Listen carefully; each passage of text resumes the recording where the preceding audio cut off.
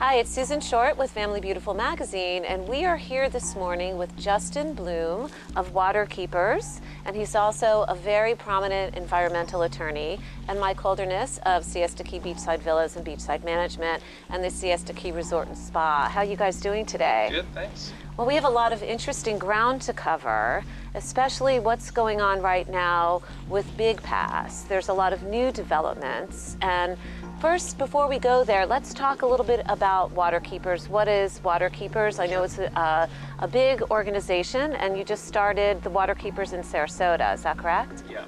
So I founded Suncoast Waterkeeper, which is the local waterkeeper for Sarasota Bay, Sarasota Manatee counties. It's been, I think, 5 years now, and it's one of the newer Waterkeeper programs that's part of the Waterkeeper Alliance. And the Waterkeeper Alliance is this umbrella organization that now hosts 400 plus waterkeepers around the world. Wow. So they're all separate 501c3 nonprofit organizations that protect their local rivers, coastline, lakes. And so in Florida alone, I think we have now 11 waterkeeper programs. The Waterkeeper Alliance was started, the first waterkeeper was the Hudson Riverkeeper that I worked for up in New York, and that kind of created this model of fairly aggressive advocacy to protect local waterways, and it's been really successful. Many people are aware of the successes in the Hudson River. Well, it used to be very, very bad. Yeah. And there was many jokes about it as well.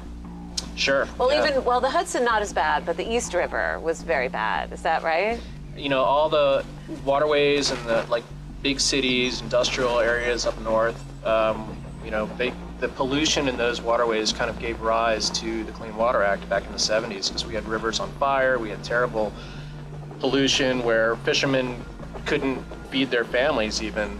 The story on the Hudson River is these fishermen, they were catching fish they could tell what color they were painting pickup trucks at the GM plant in Tarrytown on the Hudson River by the color of the fish that they were catching. And they had enough, and they started they were going to do civil disobedience, but they discovered that they were a lot more successful in using laws, developing environmental laws. And they developed the basis for environmental protection kind of as we know it today. And so organizations like the Suncoast Waterkeeper use environmental law and advocacy to try to protect our local waterways.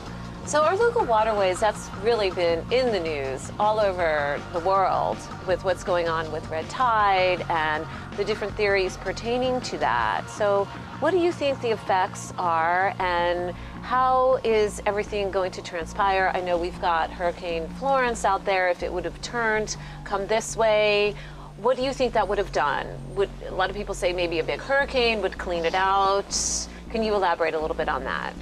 Yeah, I think that we recently saw a tropical storm that just kind of skirted the area, and it did push some of the red tide, at least on the surface, further out. But I don't think it really gets rid of the problem. You've got red tide all within the water column, and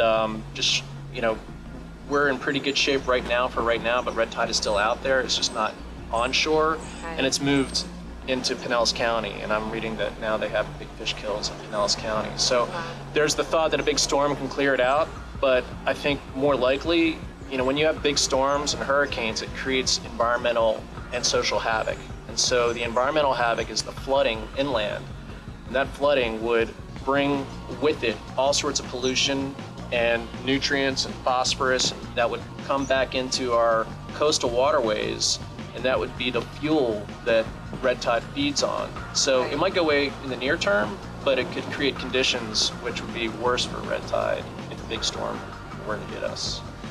Another thing that we want to talk about is Big Pass. Obviously, that's something that concerns everybody in the area, especially residents on Siesta Key. You're very involved in Big Pass, and also you are as well, Mike. So if, for instance, there is the dredging, as they supposedly are planning on doing, how would that affect us with the red tide and also with the fish, as well as if there was any kind of hurricane impact? That's a three-pronged question. That's a big question. Well, the one thing that Siesta Key Environmental Defense Fund and Save Our Sands has been asking for is an environmental impact study. The environmental impact study looks at all factors. Okay. It looks at the fisheries to the ecosystem to our economy, the effects on everything. Right. So that's one thing that the Army Corps of Engineers and the city manager, Tom Barwin, is just failing to do, is the Sarasota County Commission wants their environmental impact study, but the city of Sarasota, which is in a municipality within the municipality, is failing to provide one or even do one for that matter. They're ignoring the county's wishes for an environmental impact study. So there's been no environmental impact study. There's been an environmental analysis that's old and it's outdated and it is not complete. It doesn't look at all the factors from the amount of sand that's needed to the wave heights, to other sources of sand that we've actually found for Lido, and then all the way into the economy, the erosion of the beaches. What they have is garbage. Wow. Yeah, I totally agree with Mike. And that's been from the very beginning of this fight. There have been voices that have been expressing concern about their lack of studying the potential impacts. And we, years ago now, said that you're doing this wrong. You don't, a project of this magnitude, you need to do a full environmental impact study. What they did was an environmental analysis, which is kind of a broad brush review of what they think the impacts might be. Okay. And they said, they're not going to be all that significant. And then as we've learned over the years more and more, at the expense of the community and having to hire experts, we're revealing that these impacts could be really significant. And the attitude of the city, which is the project sponsor, and the Corps, which is kind of like the cart pushing the horse, and they're just trucking ahead without doing these really important studies, because we don't know what the impact of this massive dredge project is going to have on Siesta in particular, but the whole estuary as a whole. And the way that you do these things when the stakes are this high is you take the time and spend the money to study the potential environmental and economic impacts.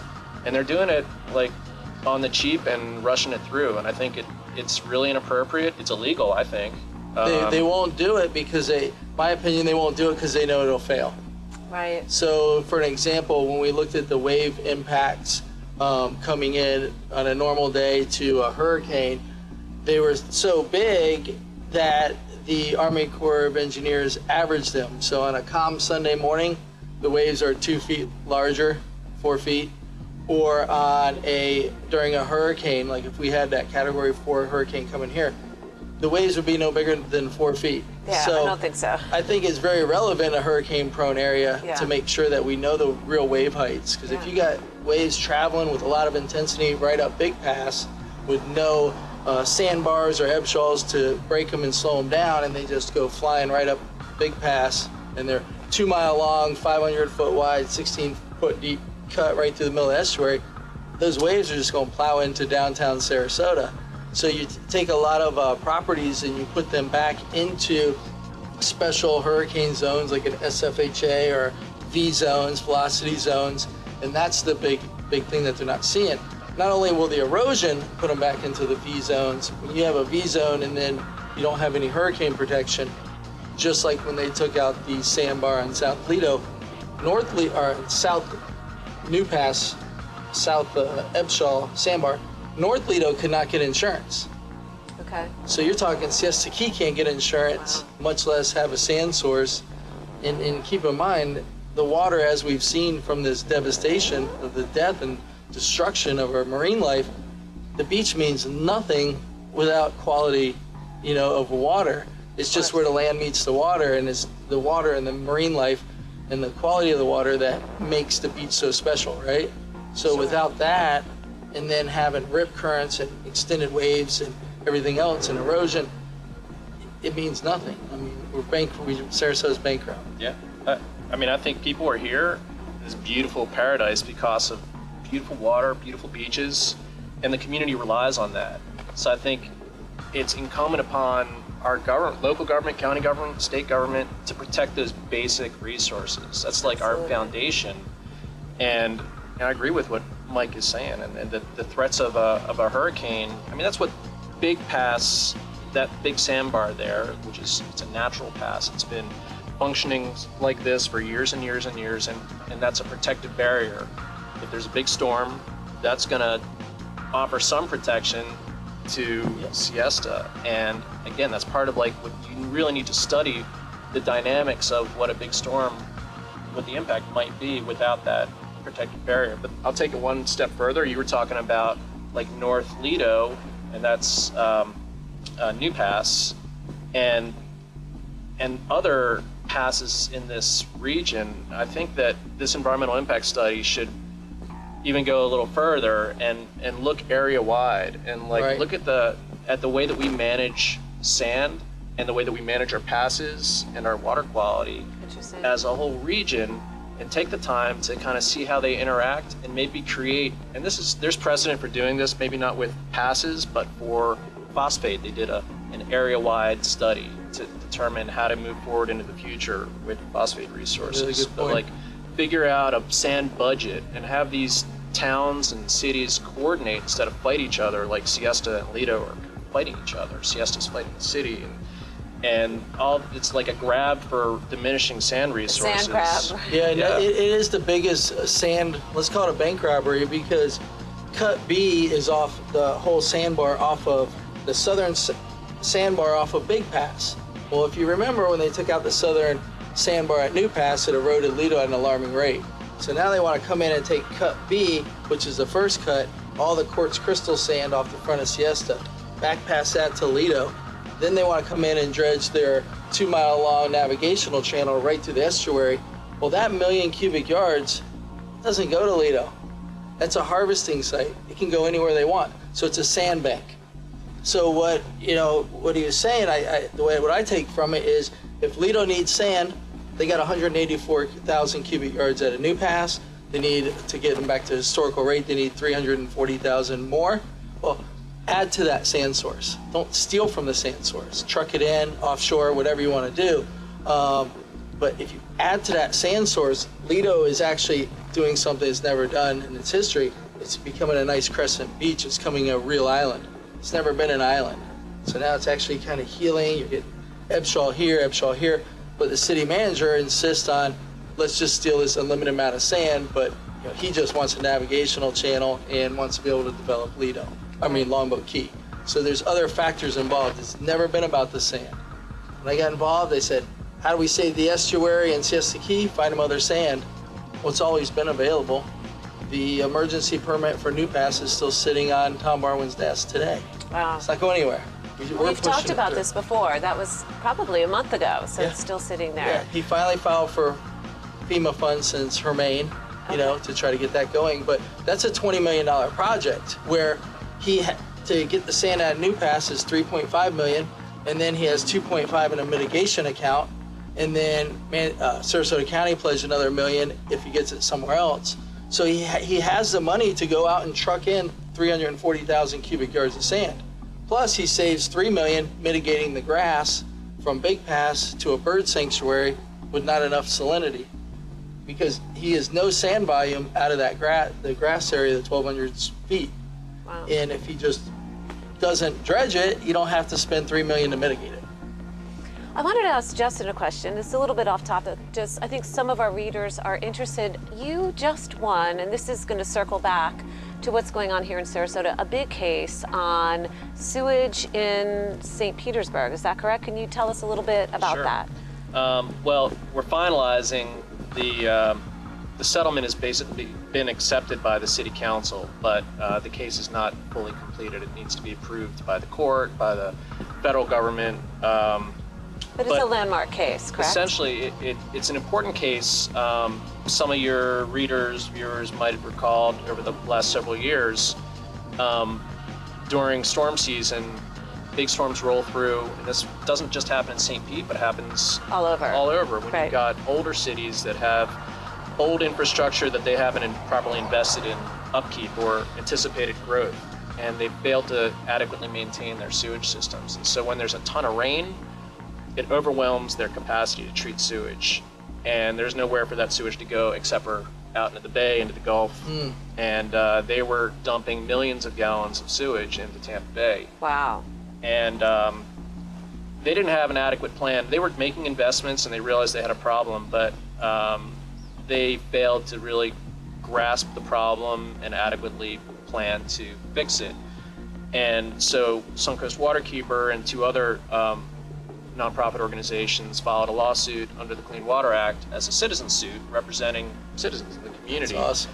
Who were affected by polluted waterways, their inability to go swimming, surfing, paddleboarding, rent their vacation rentals, whatever it might be. And we filed this lawsuit, and it's almost 2 years later that we're kind of getting to the point where it's being finalized. And as a result, collaboratively in a settlement with the city, we've helped them to improve their plans for rebuilding and improving their sewage system to the point where hopefully in the years that come they won't be discharging sewer into our waterways. That's fantastic. But that, there are a lot of cities in Florida and Force around them to the do the right country thing. Yeah.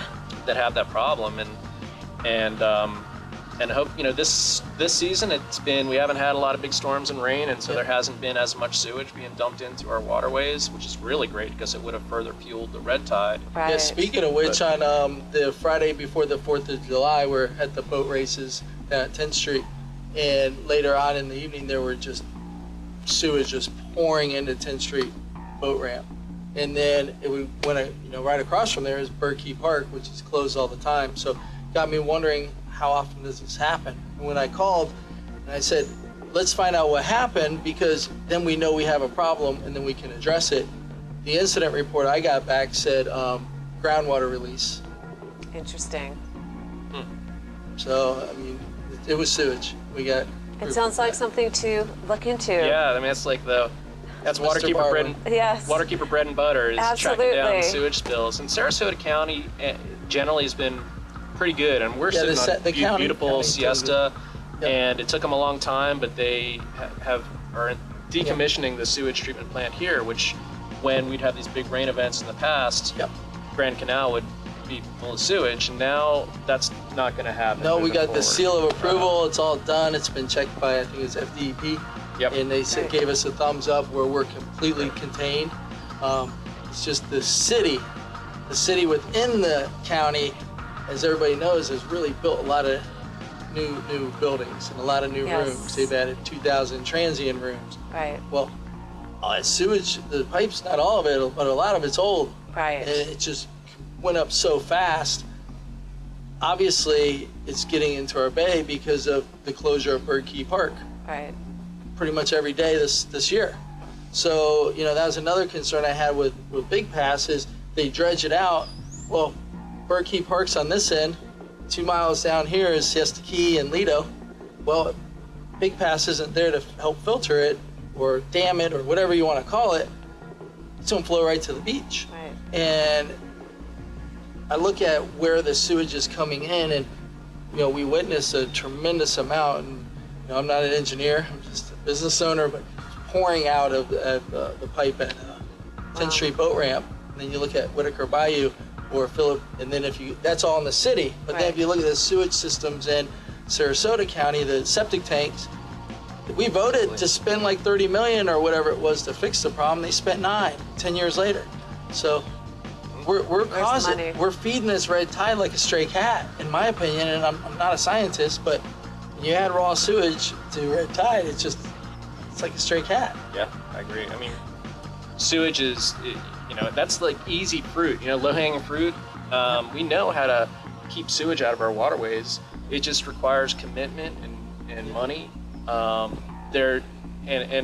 I look forward to working with you on figuring out the 10th Street and the county's made improvements, Sarasota County, but they've got issues and problems with sewage as well. But sewage is one part of the county has been a lot more committed, I would think, than the city, but I think there's still some issues. There's some hot spots and issues They're ignoring. That they need to step up to. But sewage is part of this whole much bigger problem of water quality in Sarasota, in the state of Florida, from many, many sources. Septic tanks, sewage, just nitrogen pollution from residential lawns and businesses and agriculture, where I think the state, forget about red tide, it's horrible, but even if we didn't have red tide, I think we're in a water crisis in the state of Florida, and it's a result of Interesting. the last 8+ years of relaxing regulations and enforcement that are developed to protect our waters from pollution, and it's not working. A scientist told me recently that I highly respect that every bit of runoff goes into one of our, whether it's a gulf or a lake, a body of water. So every bit of anything on the street will end up in, or sewers leaking will end up in a body of water. So, a ban on fertilizer, stuff like that would probably, countywide could probably help, because you can see how quick our ecosystem can change. It's like a pool that's yellow when you go to sleep and you wake up and it's completely green. I mean, this bloomed like overnight. I mean, it was just like the worst thing I've seen, So how can people get more involved? Is there anything they can do with Waterkeepers? Is there any place they can possibly donate? Yeah, I mean, we're a nonprofit. We rely on contributions. We have no paid staff, so we run lean. And every dollar really goes towards working on the projects and doing environmental enforcement. So. And what is the website? It's suncoastwaterkeeper.org, and we have a Facebook page. If you look up Suncoast Waterkeeper, it's pretty active. And I encourage people to join for free. Just get involved. We're not the best when it comes to like dealing with volunteers because we don't have any paid staff. But if we get to that point, we'll be able to get some staff and grow. But I also encourage people just to like get involved. If it's not Suncoast Waterkeeper, it's your local community organizations. It's learning about the upcoming elections and what the positions of politicians are on environmental issues, and just get more active and learn about what's going on and be vocal. Absolutely. Well, thank you so much for chatting with us today, Justin. Thanks a lot, Mike. Thank you.